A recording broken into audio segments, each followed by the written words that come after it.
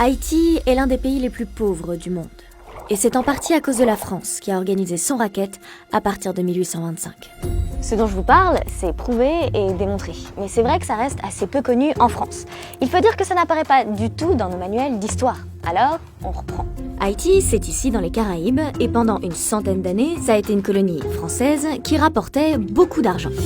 Mais en 1804, à la suite d'une révolte d'esclaves, les Haïtiens proclament leur indépendance. Haïti est la première république noire, et ça devient un symbole très fort de libération des populations dominées.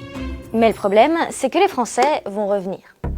20 ans plus tard, en 1825, un émissaire du roi de France, Charles X, vient réclamer 150 millions de francs. Et c'est beaucoup d'argent, puisque ça représente 3 fois l'ensemble des richesses produites par Haïti en un an à l'époque. C'est la condition pour que la France accepte leur indépendance. Et cet argent est censé dédommager les anciens colons. Et s'ils refusent, la France leur déclare la guerre. À ce moment-là, Haïti n'a aucun allié et n'a pas les moyens militaires d'affronter la France. Ils n'ont donc pas d'autre choix que d'accepter.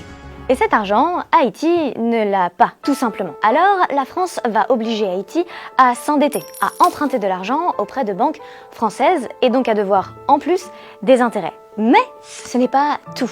Il y a aussi un effet pervers à cette situation. Tout cet argent qui est allé dans les poches françaises n'a pas été investi dans les infrastructures pour développer le pays, pour construire un système d'écoles publiques, des ponts, des routes ou même des égouts ou un métro. Une équipe du journal Le New York Times a calculé que ce manque à gagner pour Haïti s'élevait entre 21 et 115 milliards de dollars sur 2 siècles.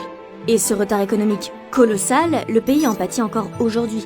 C'est l'un des pays les plus pauvres du monde, gangréné par la corruption et la guerre des gangs, en plus d'être régulièrement soumis à des catastrophes climatiques.